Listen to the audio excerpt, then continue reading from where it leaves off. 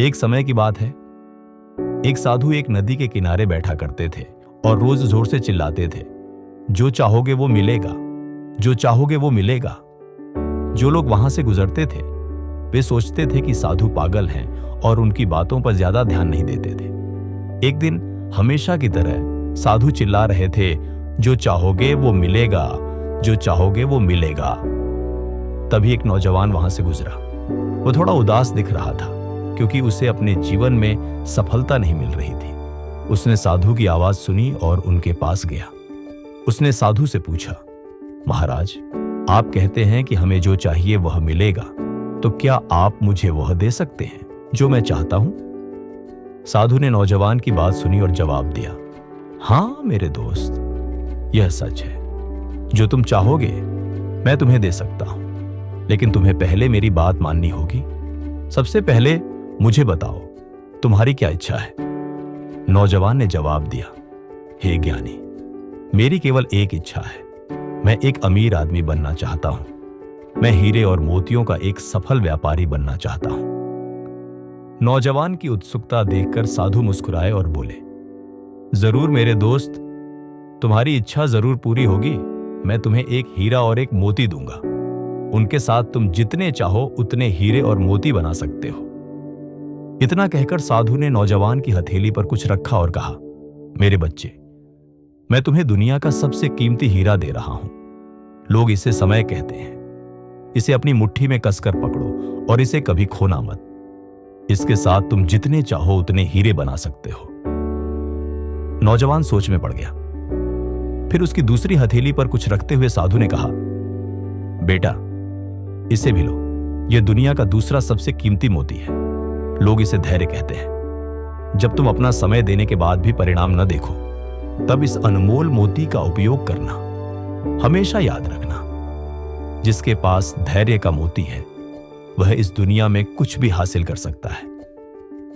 नौजवान ने साधु के शब्दों पर गंभीरता से विचार किया और एक बड़ा सबक सीखा कि समय और धैर्य दुनिया के सबसे कीमती रत्न है।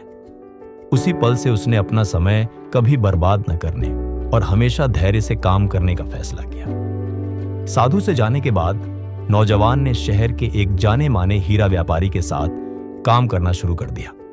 उसने अपने समय का पूरा उपयोग किया, ईमानदारी, कड़ी मेहनत और धैर्य से व्यापार सीखा और एक दिन वह खुद हीरे और मोतियों का एक महान व्यापारी बन गया।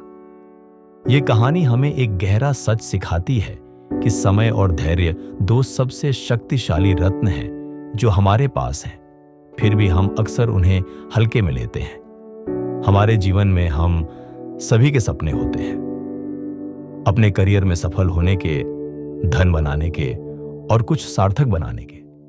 लेकिन बहुत से लोग या तो सही समय का इंतजार करते रहते हैं या जब चीजें योजना के अनुसार नहीं होती तो बहुत जल्दी हार मान लेते हैं। यहीं पर ज्यादातर लोग असफल होते हैं, या तो अपना समय बर्बाद करके या अपना धैर्य खोकर। कहानी के नौजवान की तरह हम सभी अपने जीवन में संदेह और निराशा के क्षणों का सामना करते हैं।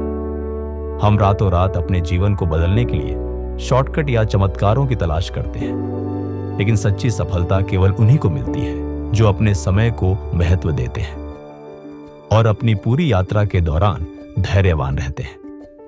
समय एक बार खो जाने पर कभी वापस नहीं आता। बर्बाद किया गया हर सेकंड एक छूटा हुआ अवसर है और धैर्य, शांत, केंद्रित और सुसंगत रहने की शक्ति है, तब भी जब परिणाम तुरंत दिखाई न दे।